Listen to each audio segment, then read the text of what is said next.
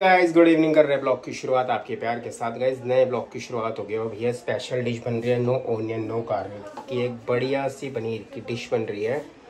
शाही पनीर बन रहा है प्रॉपर तरीके से भाई, और थिकनेस भी अच्छी होगी, सारी चीज़ें अच्छी होंगी। नो ओनियन नो गार्लिक का जो पनीर होगा ना, शाही पनीर, उसका फ्लेवर भी बहुत बढ़िया आएगा। बस भगवान जी को लगाएंगे भोग, गणपति पप्पा जी के लिए बना रहे हैं एक बढ़िया सी डिश। और जो जो चीज़ें होंगी उसके अंदर मैं आपको दिखा देता हूँ।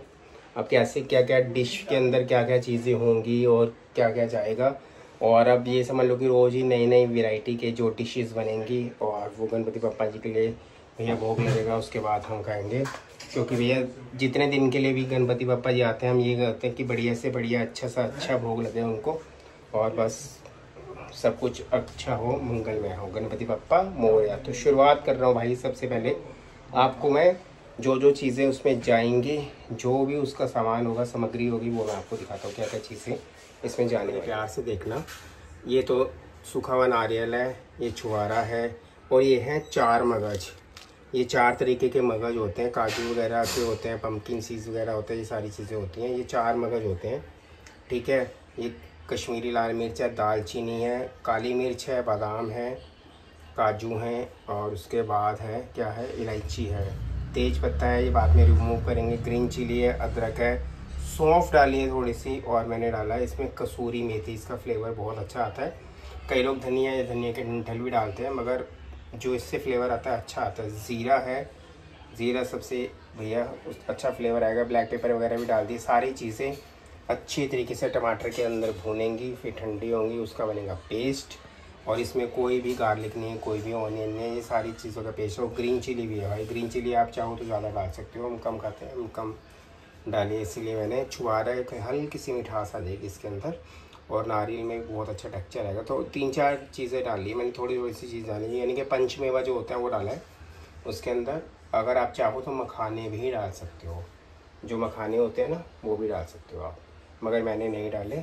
और ये सारी चीज़ें अब जाएंगी अच्छे तरीके से, तड़का लगेगा टमाटर के साथ, फिर इस पर ग्राइंड करेंगे। भगवान का गाइस धुआं दिया जा रहा है, भगवान जी को वो करते हैं ना, नजर उतार के रखते हैं, नजर उतारते हैं। देखो मैं डिश बनाने लगा हूँ भाई बढ़िया सी।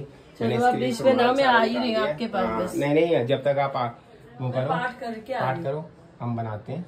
भगवान जी को भोग लगाएंगे बढ़िया सा शाही पनीर का। क्रीम भी ले आया हूँ बढ़िया सा बना के।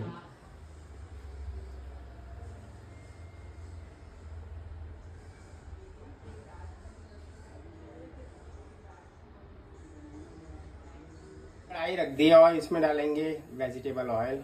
ओनियन को मैंने रफली चॉप कर लिया है, और ये सारे के सारे स्पाइसेस आने वाले हैं इस वेजिटेबल के अंदर।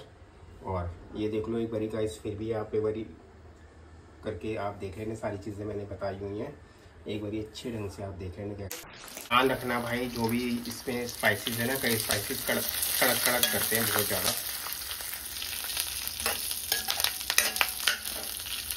ये देखो बहुत ज़्यादा उछल रहे हैं हल्के से। ये देखो कट कट की आवाज़ आ रही है। 4 मगज का वो ध्यान रखना, जो भी इसमें सीड्स होते हैं वो देखो क्या पटक पटक की आवाज़ आ रही है, लगता है भैया दिवाली हो रही है, इसलिए टमाटो डाल देता हूँ। ये भून चुके हैं अच्छे ढंग से। अब जाएंगे टमाटो, टमाटो मैंने डाल दिया इसमें, और इसमें डाल देते हैं थोड़ा सा पानी, और इसकी कर देते हैं तवा। टमाटर अच्छे ढंग से गल रहे हैं बढ़िया से, ये देखो। और इसी बीच मैंने इसमें डाल दिया है एक ब्रेड पीस। ये क्यों? ताकि हमारी जो ग्रेवी है वो थोड़ी थिक हो जाए। ये एक सीक्रेट है भाई ब्रेड का एक पीस, ये भी मोटे वाला जो पीस है, जो कोई नहीं खाता, लास्ट में बच जाता है। आपके घर में भी ऐसा होता होगा। और इसको मैंने क्रश कर दिया, इससे ग्रेवी हो जाएगी बहुत थिक। देखते हैं भैया, वाह एकदम अच्छे ढंग से।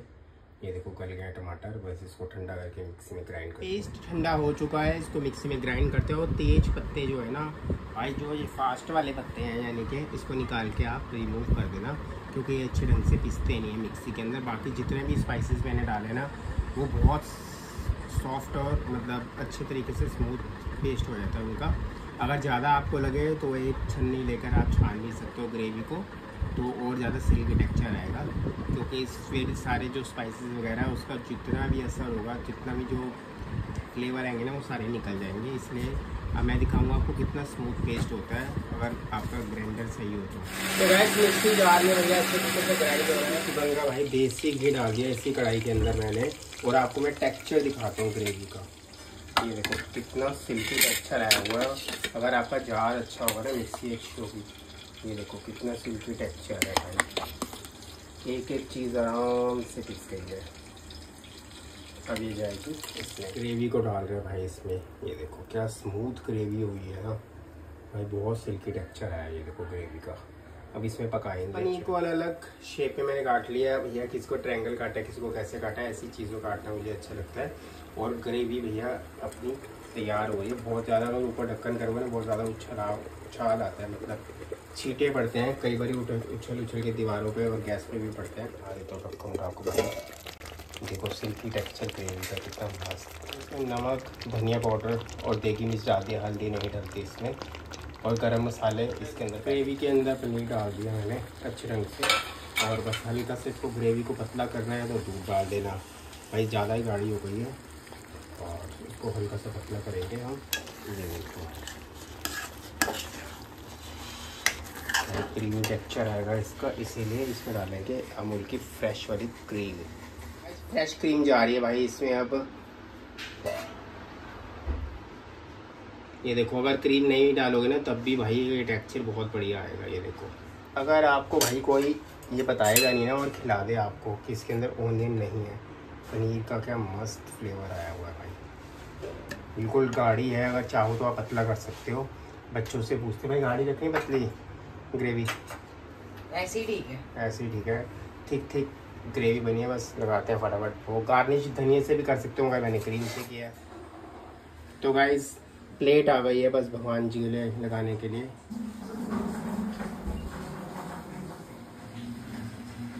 तो गाइस बस भगवान जी की प्लेट लग चुकी है और बढ़िया सी अब भोग लगाने के लिए तैयारी है। अब देखते हैं भाई भगवान जी को, हमारे गणपति बप्पा जी को भोग लगाते हैं, उसके बाद हम लगाएंगे।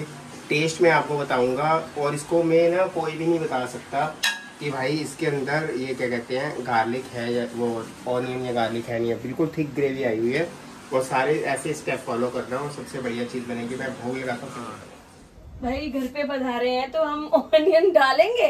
ये गलती तो 11 दिन तक, अगर जितने दिन हमारे प्रभु जी रहेंगे उतने दिन तक हम गार्लिक ऑनियन कुछ भी नहीं खाते, कुछ भी ऐसी चीजें नहीं खाते ना। सार्थक वगैरह खाते कोई भी नहीं खाता, घर में बनते ही नहीं तो खाएंगे कहाँ से। सोनिया भाभी भी नहीं बनाती, ऐसी बात नहीं कि हमने भाभी भी नहीं बनाती। और साथ में जब गणपति जी होते हैं, जैसे आज हम मंदिर गए थे या दूसरे मंदिर जाना होता है तो दरगाह वगैरह जाना होता है तो भाई भाभी घर पे थे, हम लोग फटाफट मत्था टेक आए थे।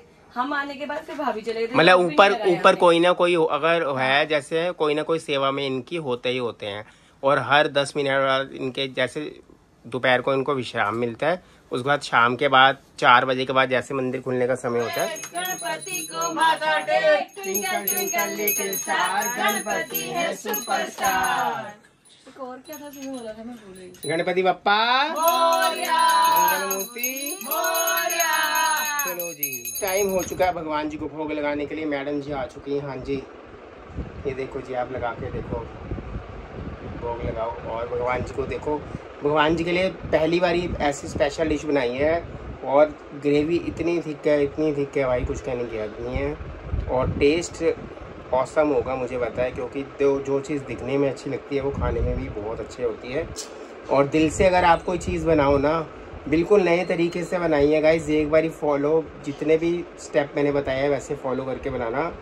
और ये समझ लो कि आपको बिल्कुल भी इसके अंदर ये नहीं लगेगा कि आप अलग डिफरेंट चीज़ खा रहे हो। ऐसे लगेगा बिल्कुल प्रॉपर, जैसे शाही पनीर होता है या मलाई पनीर होता है वैसे ही खा सकते हो। आप इसका मलाई कोफ्ता भी बना सकते हो।